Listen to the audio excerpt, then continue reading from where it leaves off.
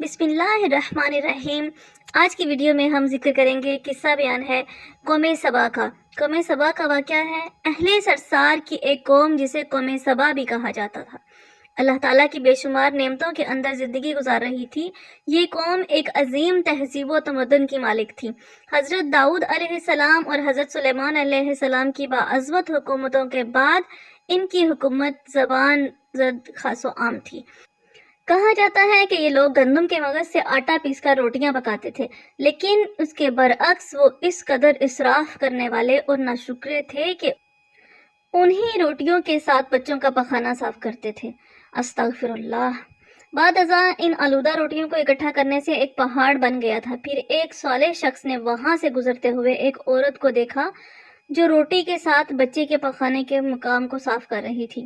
اس شخص نے عورت سے کہا، تیرے پر افسوس ہے، خدا سے ڈر، کہیں ایسا نہ ہو کہ خدا تیرے اوپر اپنا غضب ڈھائے اور تجھ سے اپنی نعمت چھین لے۔ اس عورت نے جواب میں مذاق اڑایا اور مغرورانہ انداز میں کہا، جاؤ جاؤ، گویا کہ مجھے بھوک سے ڈرا رہے ہو۔ جب تک سرسار جاری ہے مجھے بھوک سے کسی قسم کا کوئی خوف نہیں ہے۔ کوئی زیادہ عرصہ نہیں گزرا نہ تھا کہ اللہ تعالیٰ نے ان لوگوں پر اپنا غضب ڈھایا۔ پانی جو کہ زندگی کی بنیاد ہے ان لوگوں سے چھین لیا، یہاں تک کہ قحط نازل ہوا۔ بات یہاں تک پہنچ گئی کہ ان کی ذخیرہ کی ہوئی تمام غذا ختم ہو گئی۔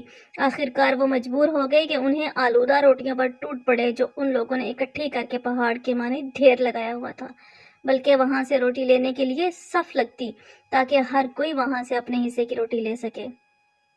استغفر اللہ۔ کفران نعمت، قحط اور ان کی بدحالی کے بارے میں متعدد روایات موجود ہیں۔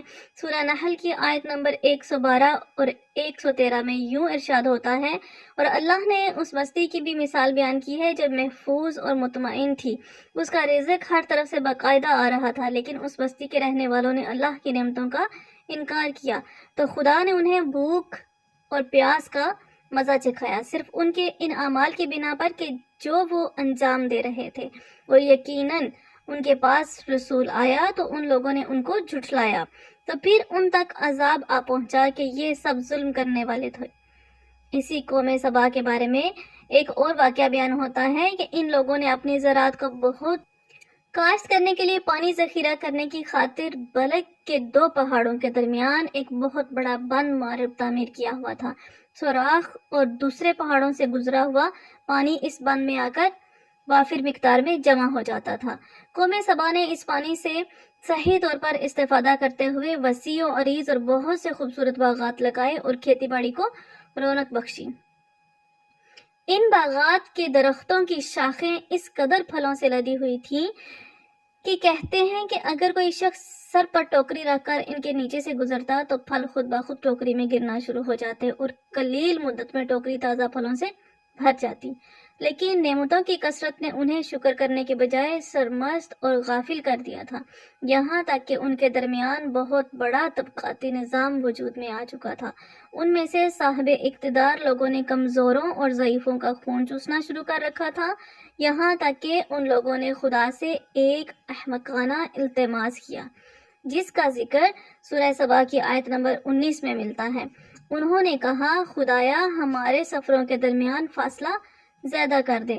انہوں نے اللہ تعالیٰ سے یہ التماس اس لیے کیا تاکہ غریبوں، بے نواح لوگوں، عمرہ اور ثروت مند ان کے ہمراہ سفر نہ کریں۔ ان کی خواہش یہ تھی کہ آبادیوں کے درمیان خشکی ہو اور فاصلہ بہت زیادہ ہو تاکہ تہی دست اور کم آمدنی والے لوگ ان کی طرف سفر نہ کر سکیں۔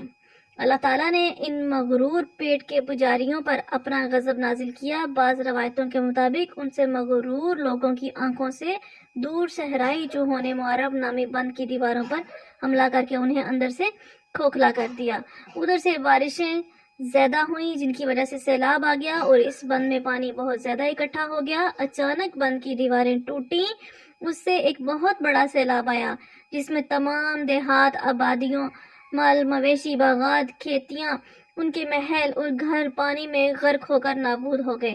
ان کے باغات اور زراعت میں سے صرف بیری کے درخت اور کچھ جھاڑیاں بچی تھیں۔ خوش الحان پرندے وہاں سے کوچ کر گئے تھے، جبکہ الفوں اور کونے قوم سبا کے کھنڈرات میں اپنے گھونسلے بنائے تھے۔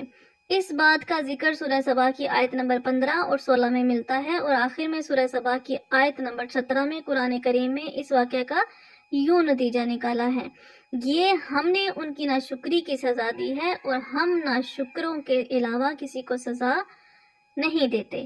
معزز سامعین، یہ تھی ہماری آج کی ویڈیو، اور اس میں ہم نے ذکر کیا قوم سبا کے مغرور ہونے کا۔ بے شک میرا رب تکبر کو پسند نہیں کرتا۔ اللہ پاک ہم سب کو ہدایت عطا فرمائے، سیدھے رستے پر چلنے کی توفیق عطا فرمائے۔ آمین ثم آمین۔